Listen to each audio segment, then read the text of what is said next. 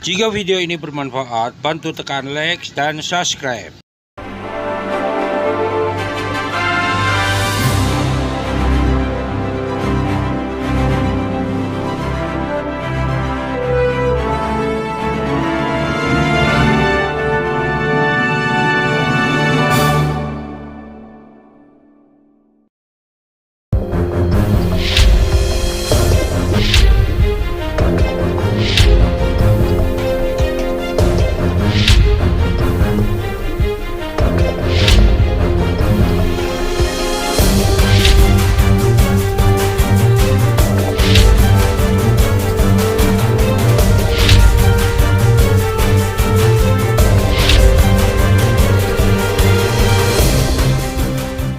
Tidak ada orang di sini yang kebal, yang tidak patuh.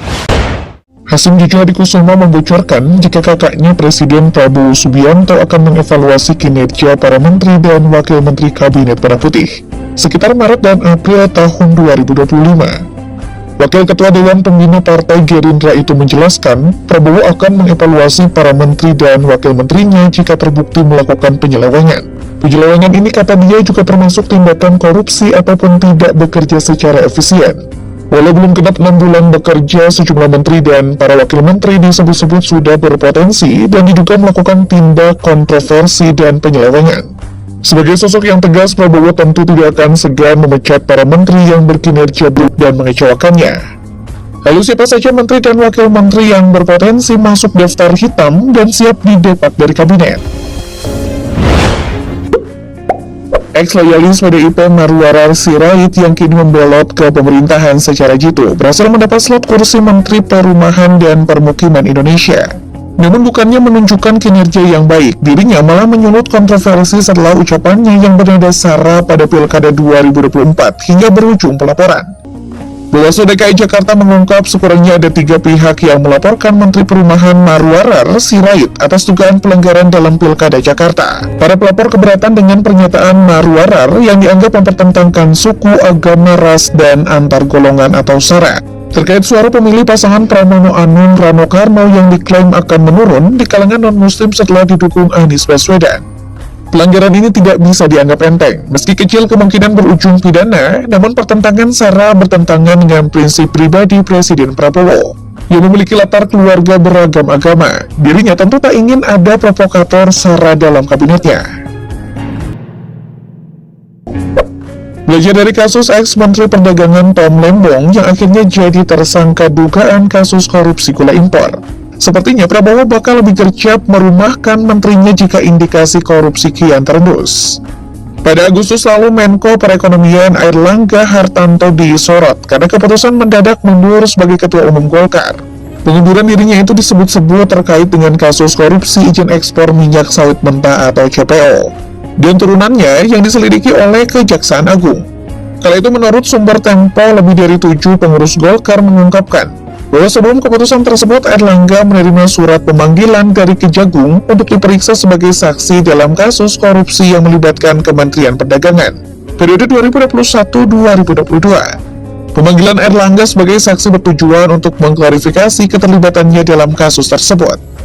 Meski hanya sebatas saksi, namun kasus ini menjadi runyam tak kala muncul ancaman penggeledahan dan penjemputan paksa jika Airlangga tidak segera mengajukan surat pengunduran diri. Airlangga diperintahkan untuk membuat video pengunduran diri untuk menghindari tindakan tegas dari pihak kejaksaan. Pengunduran diri Airlangga Hartarto lewat video yang terpublikasi seolah jadi indikasi nyata jika mantan Menteri Perindustrian itu terlibat kuat dalam kasus dugaan korupsi. Tetap berposisi petahana sebagai Menko Perekonomian boleh jadi adalah jatah terima kasih pada Airlangga Hartarto yang telah mendukung penuh Prabowo pada Pilpres 2024. Tapi seperti bom waktu, Prabowo yang memiliki integritas tinggi akan menunggu momen untuk melakukan reshuffle tanpa ragu jika memang ia sudah mendapatkan bukti kuat keterlibatan Airlangga. Baru saja diumumkan sebagai Sekretaris Kabinet Merah Putih, jabatan yang disandang Mayor TNI Teddy Indrawijaya tersebut langsung menuai kritik. Peneliti Sektor Keamanan Setara Institut Ihsan Yosari menyebut, pengangkatan Teddy sebagai Sekretaris Kabinet melanggar Undang-Undang TNI. Dalam pasal 47 ayat 1 Undang-Undang TNI mengatur bahwa prajurit aktif hanya bisa menduduki jabatan sipil setelah mengundurkan diri sebagai prajurit. Ihsan menegaskan jabatan sekretaris kabinet tidak termasuk posisi yang dapat diisi oleh tentara aktif di luar kelembagaan TNI. Pada pasal 47 ayat 2 Undang-Undang TNI mengatur bahwa tentara aktif hanya bisa menduduki jabatan di 10 lembaga yang berada di luar institusi TNI. Adapun ke-10 lembaga itu adalah jabatan pada kantor yang membidangi koordinator politik dan keamanan, pertahanan negara, sekretaris militer presiden, intelijen negara, sandi negara, lembaga ketahanan nasional, Dewan Pertahanan Nasional, Search and Rescue atau SAR Nasional, Badan Narkotika Nasional atau BNN, dan Mahkamah Agung. Pengangkatan tersebut oleh media BBC dianggap melanggar Undang-Undang TNI dan menjadi noda awal reformasi TNI. Tapi pihak istana berdalih posisi Teddy tidak setara menteri. Dan Presiden Prabowo telah mengubah nomenklaturnya menjadi seperti sekretaris militer, sekretaris pribadi. Kepala Kantor Komunikasi Kepresidenan Hasan Hasbi mengatakan, Mayor Teddy akan bekerja di bawah Kementerian Sekretariat Negara. Artinya posisi dia bukan setara dengan menteri. Tidak ujuk-ujuk saat ini demi menjaga hubungan kedekatan sembari meredakan polemik yang ada. Prabowo bisa jadi menanti momen reshuffle Mayor Teddy pada evaluasi semester pertama tahun depan.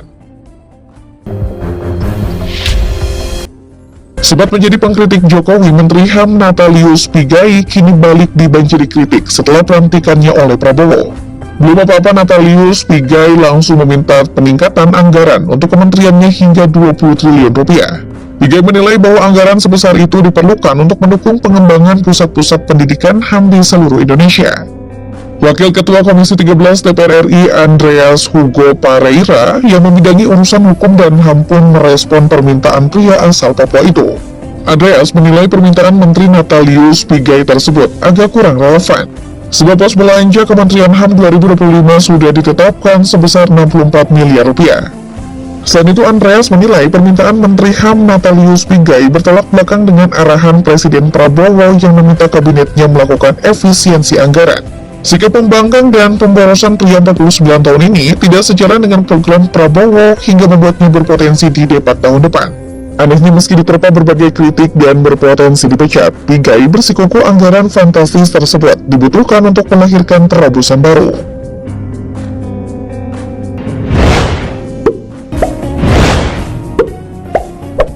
Setelah 3 uang dengan Erlangga Hartanto, Bahlil yang kembali mengisi jabatan menteri di era Prabowo sebagai Menteri ESDM ini juga dibayangi bom waktu sengkarut dugaan korupsi. Komisi Pemberantasan Korupsi atau KPK pada Juli lalu sempat membuka peluang memeriksa Ketua Umum Golkar ini terkait dugaan korupsi mantan Gubernur Maluku Utara Abdul Ghani Kasuba. Peluang diperiksanya Bahlil setelah penyidik KPK memeriksa bos tambang bernama Setio Mardanus sebagai saksi. Setio Mardanus diduga orang kepercayaan Bahlil dalam pertambangan. Sebelumnya, pada Maret lalu, Bahlil Lahadalia diadukan ke KPK oleh Jaringan Advokasi Tambang Jatam. Koordinator Nasional Jatam Melki Nahar menuding Bahlil mendapatkan kuasa berlebih sehingga mencabut ribuan izin tambang. Dia juga menuding Bahlil mematok tarif atau fee kepada sejumlah perusahaan yang ingin izinnya dipulihkan. Hingga saat ini kasus ini memang belum berproses, seolah makin dikempit rapat menunggu momen yang tepat. Masalahnya, dengan potensi dugaan tersebut, akankah Bahlil juga masuk dalam radar menteri yang direshuffle tahun depan?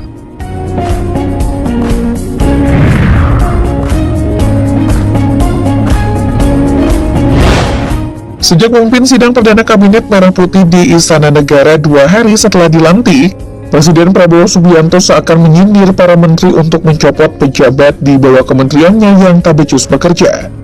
Prabowo meyakini saat ini masih banyak pegawai yang lebih bersungguh-sungguh mengabdi kepada bangsa dan negaranya. Prabowo menegaskan tak ada satupun pejabat yang kebal aturan. Pernyataan yang seakan diarahkan langsung pada bawahannya tersebut secara telak juga mewanti-wanti para menteri agar bekerja penuh integritas dan loyal jika tak ingin didepak dari kabinet. Ya, begitulah kira-kiranya kemungkinan di akhir tahun 2024 atau tahun baru 2025 kemungkinan Bapak Prabowo di awal-awal pemerintahannya akan mereshuffle beberapa orang menteri yang dinilai kinerjanya tidak sepadan dan tidak sejalan dengan perintah beliau. Oke kawan-kawan,